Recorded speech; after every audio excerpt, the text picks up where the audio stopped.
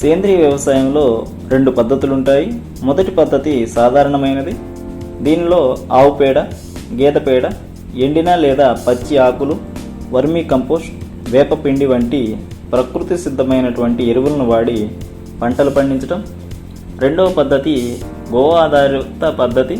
ఈ పద్ధతిలో జీవామృతంతో పాటు కీటకనాశనులుగా నీమాస్త్రం, బ్రహ్మాస్త్రం, అగ్నాస్త్రం వంటి సహజ రసాయనములను వినియోగిస్తారు. మరి ఈ సేంద్రియ వ్యవసాయం వలన ముఖ్యంగా మన నేలలో ఎటువంటి మార్పులు కలుగుతాయో తెలుసుకుందాం. సేంద్రియ ఎరువుల వాడకంతో నేలలో సేంద్రియ పదార్థం పెరిగి భూసారం వృద్ధి చెందుతుంది.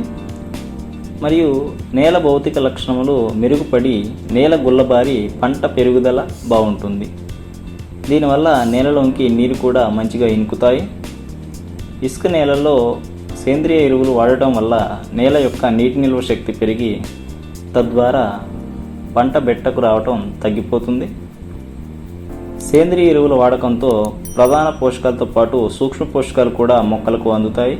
మరియు సేంద్రియ ఎరువుల చౌడు నేల భూముల్లో గల హానికర లక్షణములను తగ్గించి నేల ఉత్పాదకతను కూడా పెంచుతాయి. ఈ సేంద్రియ ఎరువులు వాడిన నేలల్లో మొక్కలకు హాని చేయు శిలీంధ్రాలు మరియు నులిపురుగుల ఉత్పత్తిని తగ్గిస్తాయి.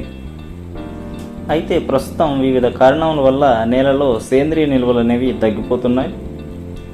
ఆ కారణంలో మనం తెలుసుకుంటే మన దేశం ఉష్ణమండల ప్రాంతంలో ఉండటం ఒకటి, పంట అవశేషాలను కాల్చివేయటం, మరియు నేల కోత, సేంద్రియ ఎరువులను వాడకపోవటం, పంట మార్పిడి పాటించకపోవడం వంటివి మొదలగునవి కలవు. కాబట్టి సేంద్రియ నిల్వలు పునరుద్ధరణకు చర్యలు చేపట్టాల్సిన అవసరం అయితే ఉంటుంది ఇప్పుడు. మరి అలాగే తర్వాత రాబోయే వీడియోలో మనకు అందుబాటులో ఉన్నటువంటి సేంద్రియ ఎరువులు మరియు క్రిమిసంహారక మందులు, అలాగే ప్రస్తుతం సేంద్రియ వ్యవసాయంలో గల సమస్యలు మరియు ప్రయోజనాలను గురించి తెలుసుకుందాం. థ్యాంక్ యూ వ్యూవర్స్, ఈ వీడియో చూసినందుకు.